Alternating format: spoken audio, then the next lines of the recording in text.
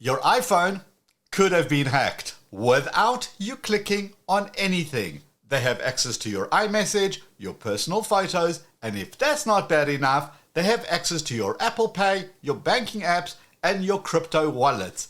Everything.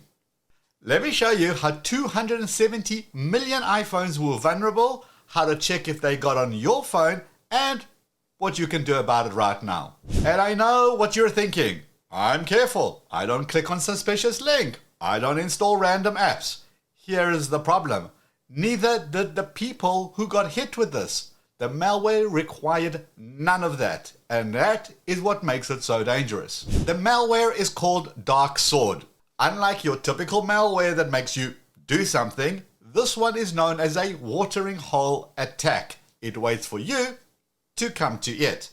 Any iPhone user that visited a regular website that had the Dark Sword hidden inside of it got infected simply by going to the website and Safari opening. That's it.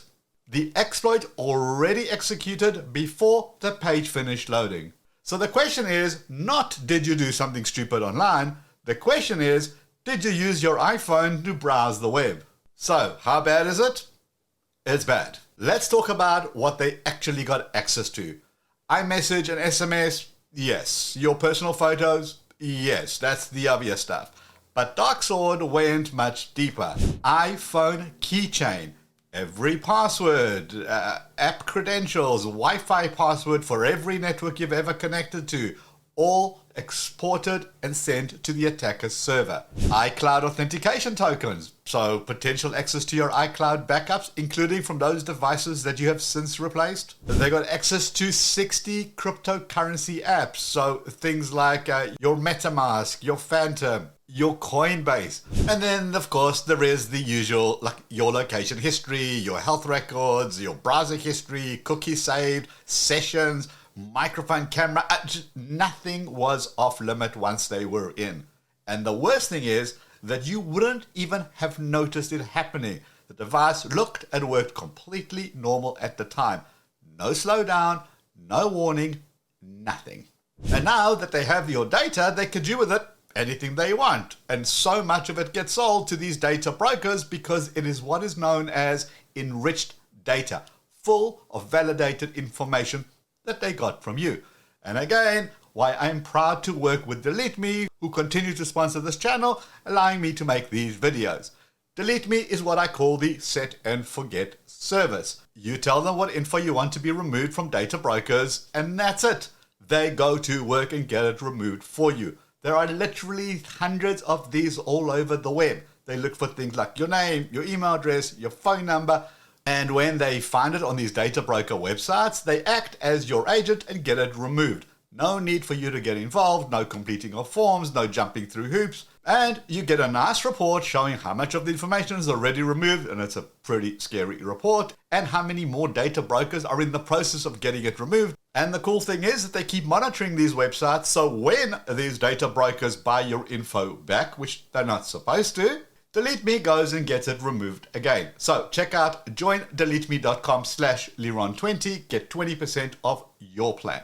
So whilst DeleteMe is taking care of your data brokers, which is good news, the only other bit of good news in this whole mess is that the Dark Sword people left evidence behind that they were actually on your phone.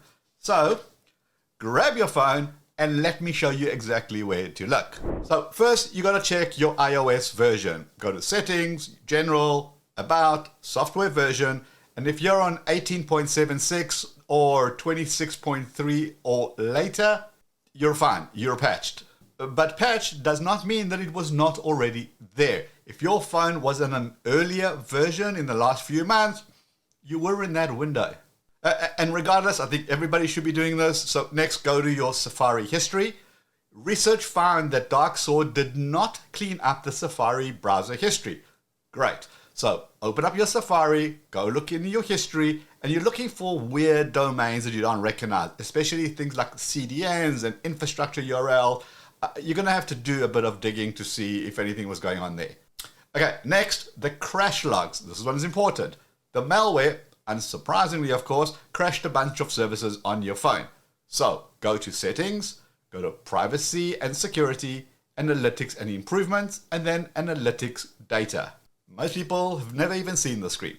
Do a search for multiple crashes from things like Wi-Fi D and Config D and Security YD, which all happen on the same day or within a short window of time. This is a significant red flag.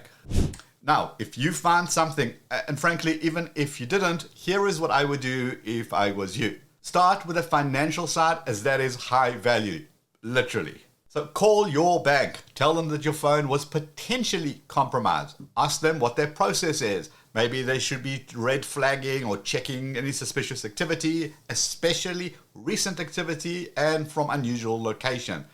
If you want to, ask them to issue you new cards.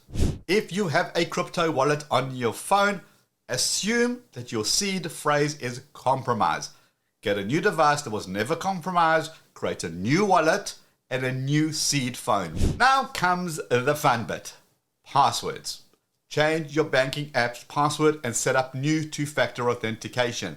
If there's an option to log out of other devices, do that. Do the same with your Apple ID. Go to appleid.apple.com on a computer and then change your password. Then sign in and look for active sessions. Revoke everything. Log out of every device and log back in again. If you do that, it invalidates all those cookies that they stole from you. Now go into your passwords app. Every entry, assume, is compromised. Frankly, change the password. Start with the highest priority, work your way down that list. This is going to take a while to do. And change your home Wi-Fi password whilst you're at it. Look, this is a comprehensive attack. It deserves a comprehensive response. You can work through this list. It's going to take you a while, but once you've done that, you're going to be significantly better positioned than you were before it happened. And for the love of everything, don't use the same password across multiple websites. There are still some people who do that. Now, let's make sure that this cannot happen again, or as best as we can, update your iOS. Set it to automatically update so it does it automatically, and you don't have to do it when you remember to do it. Now, if you want to be extra secure, there is something called a lockdown mode. Go to your settings, down to privacy and security, scroll to the bottom, and you'll see lockdown mode. Turn on lockdown mode. Just know that this disables things like JavaScript, JIT, and Safari, which is how Darksword got in. It's also going to reject unknown FaceTime calls, iMessage link, previews, and a bunch of other stuff. Now, so many people see this and they go, no way, I'm not switching this on. They think it's going to make their phones behave weirdly.